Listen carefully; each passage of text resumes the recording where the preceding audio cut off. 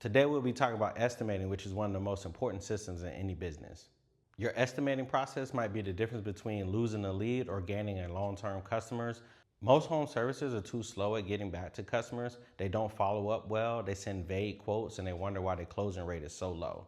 My name is Lamar Capehart. I'm with Stevens Lawn Care. We're going to be clearing over $500,000 this year. We're on our way to $1 million. I want to make sure I help other home services out there. Whether you're in the lawn care space or something else, you can always grab a nugget.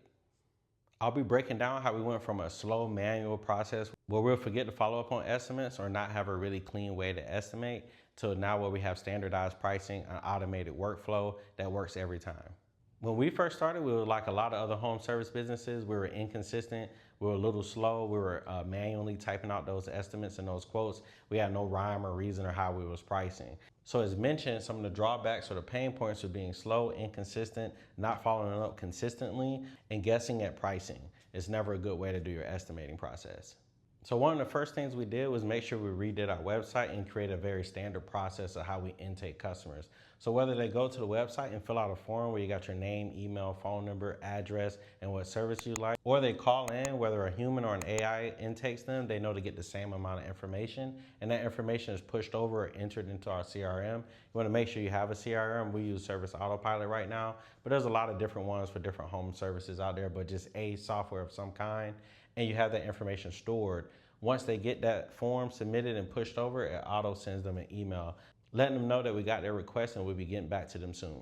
A lot of customers like that because they're just going down the line, they're calling people, they want to make sure that someone got that. Obviously they would like to talk to someone, but some people, if they email you, usually want to stick to that same medium. So if they email, you email back. If they text, you text back. If they call, you call them back. Another really important thing is once you get that information, you have it, is if you have some standardized way to give out a price or it's something you have to do custom. So it depends on your model. If you're doing a lot of one-time projects, obviously you got to set up a meet time, which you can automate and you can go and see the client. You guys can go over the job details then, and then you can send them an estimate right then and there or later on once you get the admin or the salespeople their notes. So in our situation, we can either have an instant price, which could be on your website, or once we get it on the back end, we know with our rate matrix, what to charge based on the lawn size. We'll send that out and then it'll start a follow-up sequence, which we already have mapped out in our CRM. Or we got to go on site, take those notes or videos, send that to the admin, they send out an estimate, and then it starts the follow-up sequence. And we have a 10-day close automation sequence. Some people have 20, some guys don't have it at all, but it's something to think about, where you code this in your CRM or your software. In this example, after 24 hours, they're going to email and a text. That's 1 day after we send our initial estimate, part of the follow-up. Day 2, we're going to get a call reminder. So it's going to task me or the admin team to call that person to follow up. Day 3, they're going to another email and text. Now, as you get these email and text, it could be the same email like, hey, just checking to make sure you saw your estimate. Or you can kind of build it where it's kind of personalized, where it just pulls in their name. And you'll just have something that's like urgent or running out of spots. You can kind of switch up that email, but you want to have something that goes out. Then at day 5, so we skip a day because we don't want to bug them every day. Some people do, we don't. So after that 3rd day, we skip a day. We have another call reminder come in where we check on the customer. We have 2 days go by. If we still haven't had this job accepted, then we'll email and text again. Usually that email and text is like, maybe running out of space, so they need any information. Do they have any questions? Please reach out to us. And day 10, you want to call right before it closes out. What we have is after this happens, we just put them as a customer that's in a database where you can email them later or they can reach back out. A part of that estimate that you send out, you want to make sure you have a detailed scope of work. This is like what part of the job you're handling. So if you're pressure washing, what areas are you pressure washing? If you're mowing the lawn or cleaning it up, which areas are you mowing? If you have a trimming job, are you trimming just the front? Are you trimming all the hedges? Are you trimming the palm tree? Is it a certain height you're going to trim at? This is very important because you don't want to get to a job and end up springing more on you and you didn't charge for that, and now you have an awkward conversation about price. You don't want to be in a situation where you thought you finished a job and they go and do a walkthrough and they feel like you missed a complete area. It just clears up a lot for the client and the vendor. I'll tell you about a horror story that we ran into a couple years ago, and this is what sprung me into using contracts. So I do have an email process. It's an estimate, but it has a lot of terms and conditions on it. I make sure I'm very detailed on the scope of work, exactly what we're doing and what we're not doing. Like, let's say I'm doing a cleanup and not hauling, I'll put we're not hauling anything on there. So when they sign off on it, we both have a copy. Or I add videos and pictures to the estimate itself. So a few years ago, my dad was doing a trimming job with a lady. He came out there And in the backyard, she showed us one area that she wanted trimmed. So he came back the next week. We started trimming that area down. We were halfway through the job and she pointed to a whole nother area. And it was a massive job. It wasn't like, oh, trim one shrub here. It was a lot more work. And we were like, well, that wasn't in the agreement.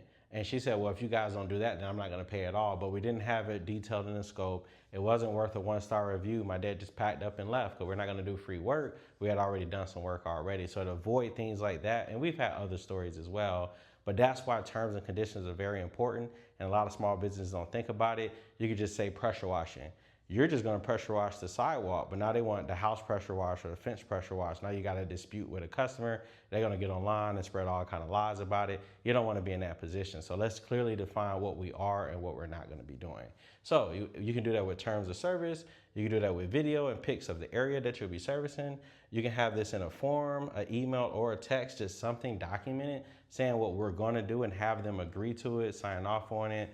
You know, sign something in front of you, send you an email, or yes, let's do it. Anything to just show that they agreed to the scope of work. So we created that form that captured the information that went into our system automatically, sent them an automated email saying we'll get back to them. We sent them an estimate. It was detailed on exact work we're gonna do. And now we're gonna get it accepted. So it got accepted. You wanna have an automated email. So what happens with us is you accept the job and you immediately get a welcome email.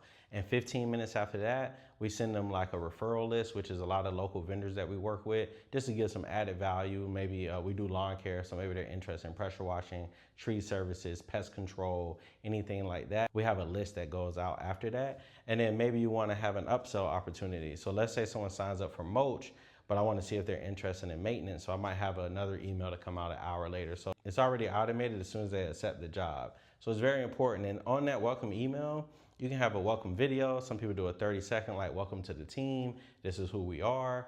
Or you can have, FAQs, or you can have both. We have a link that goes to our website to show FAQs on there. We also have, like, if it's a maintenance contract, what day they can expect to be serviced, what's the best ways to contact us. Some of the 3 to 4 main things that most people ask about. We have that on our welcome email. So whether you're at 100K, 300K, $500,000, like we are on your way to $1 million, you want to make sure that your estimating process is dialed in. It's going to save you a lot of time. With the automated follow-ups and the price matrix, making it pretty much instant quotes if you don't have an instant pricing system, speeds up the sales process. Again, you're going to be structured every time. So even if you get flooded with 10, 20 estimates, you got the same cadence going. So it's going to speed that all up. No one's getting forgot about. Obviously, it's going to improve your revenue.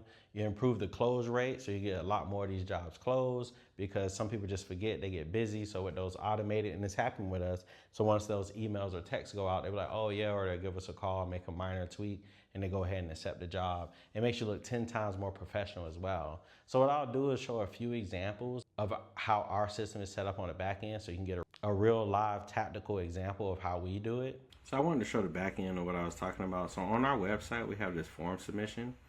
So they can put this in each time. So either they submit this form and it goes into our system on the back end, which is here. So we get these estimates that come in constantly, which have all that information from the website. Or they'll call into our AI, and our AI captures, name, email, all that kind of jazz, all that information here. And we'll have to put that information in manually. But once you come in here and you submit an estimate, we build out an estimate and send it out, for example, they'll get this email. What I wanted to show is these are the follow-ups. So this was sent as a test on August 7th. And you see this has the text, which is a follow-up. It's just asking, hey, have you seen this? Right? Let's go up here. Hey, it just has this right here, and they can click on the link if they want to. This is just showing it on my end, but on the other end, you'll be able to see the full setup on the other end.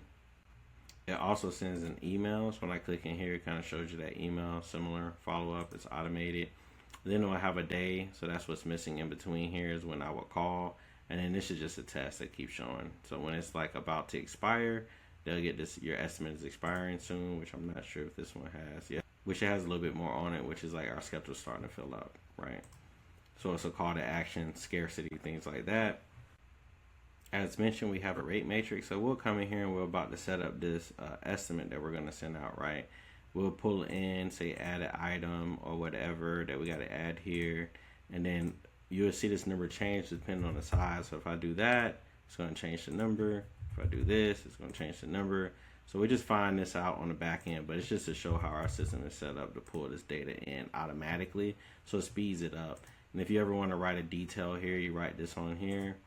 And when they get it on their side, it's going to look like this. So they get an estimate that has a detail on it. Remember, we want to say our scope of work has the monthly cost, and then they have whatever terms that you have on here. You just send this out. But I didn't have to write any of this out. I just send it. So it'll be real quick. I would come in here, do this, put that number in, hit save, open up an email, and I would fire this email out. I also have templates already made. So in this case, without going through our full process, I already have this all in here. It pulls in a quote. I just send this out. We have our video that says what makes us different, and then it go into the automated follow-up sequence. But this is just a peeking behind the curtains for us. If this video is very educational and helpful for you, go ahead and comment below what you learned the most from this. If you're still struggling and you have any questions on implementing an estimate process, go ahead and join our school community. I have the link below. It's Home Service Scalers. There's a lot of learning material there and how-tos and a big community that can help.